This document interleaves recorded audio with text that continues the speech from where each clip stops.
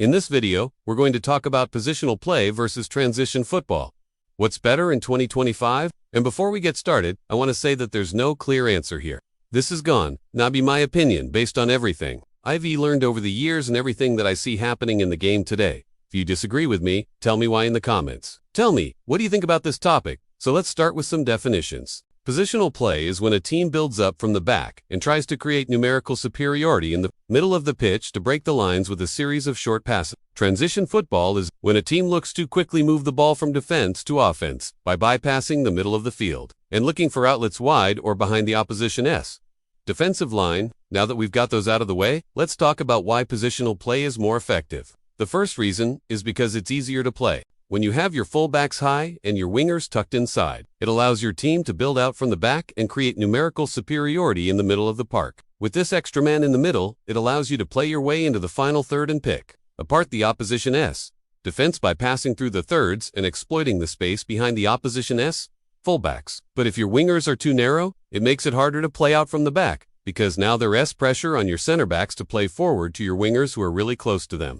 And if they can't receive the ball under pressure, then you'll turn the ball over in dangerous areas. And when you're trying to build out from the back, you don't want to turn the ball over in dangerous areas. So it's important to make sure that your wingers are in wide positions so that your center backs can play the ball forward without any pressure. When you have your wingers out wide, it stretches the opposition's back line, which creates space in behind for your attackers to run into. And if the opposition's defenders are caught in the middle of the park, it allows your wingers to cut inside and shoot or cross the ball into the box. And even if your wingers aren't great at crossing the ball, if they're good enough to cut inside and shoot, then it creates problems for the opposition's defense, because now they have to respect the fact that these wingers can shoot as well as pass. The second reason why positional play is more effective is because it's harder to defend against. When you have your wingers tucked inside and your fullbacks high, it creates a diamond in midfield, which is really hard to break down, because there's always someone available to pass to. And if you're playing man for man, it means that you have to switch off for just a second, because if not, you're going to get picked apart by this team that's playing positional play. And if you switch off for 1 second,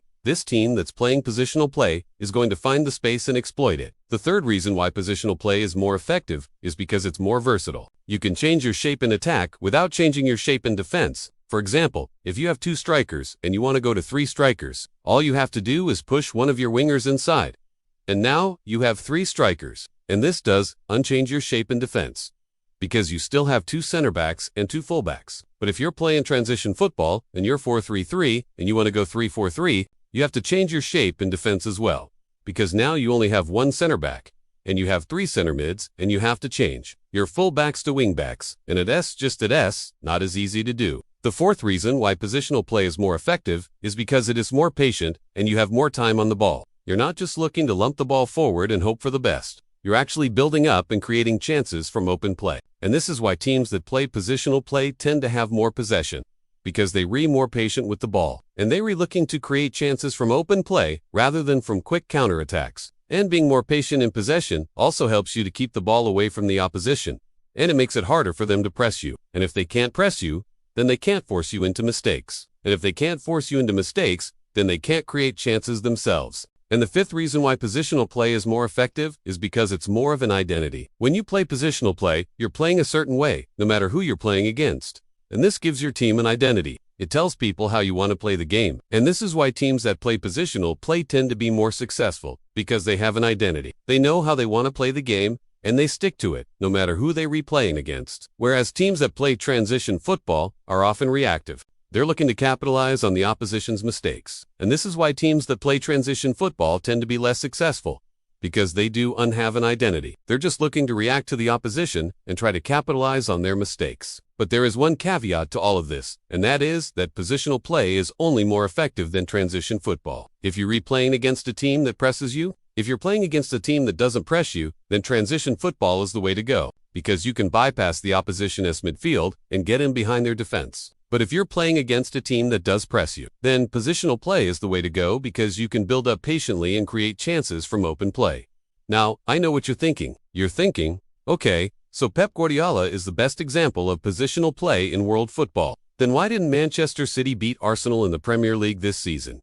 Well, there's a few reasons for that. First of all, Manchester City had a lot of injuries. They were missing key players like Kevin De Bruyne and John Stones. And without those players, they weren't able to play their normal brand of football. And secondly, Arsenal pressed Manchester City. They didn't allow Manchester City to play their normal brand of football. And that is why I said earlier that positional play is only more effective than transition football if you're replaying against a team that presses you. Now, you might be wondering, if positional play is better than transition football, why don't all teams play positional play? Well, it's not that simple. Positional play requires a lot of technical skill from your players. It requires a lot of tactical discipline, and it requires a lot of patience.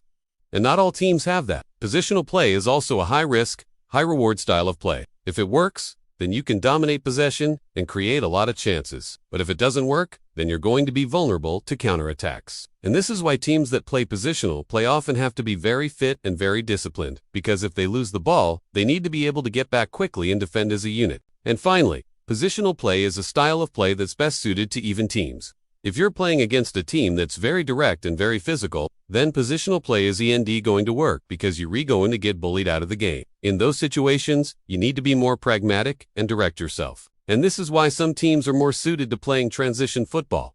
Teams like Liverpool and Real Madrid, these teams have a lot of fast, athletic players who can counterattack quickly. And they're not afraid to lump the ball forward and hope for the best. And this is why these teams are more successful in the Champions League. The Champions League is a competition where you're often playing against big, physical teams. And this is why teams like Liverpool and Real Madrid, who are good at playing transition football, tend to do well. So, to sum up, positional play is a better style of play than transition football in 2025 if you're replaying against a team that presses you. It's a better style of play because you can build up patiently and create chances from open play. But if you're playing against a team that doesn't press you, then transition football is the way to go because you can bypass the opposition's midfield and get in behind their defense.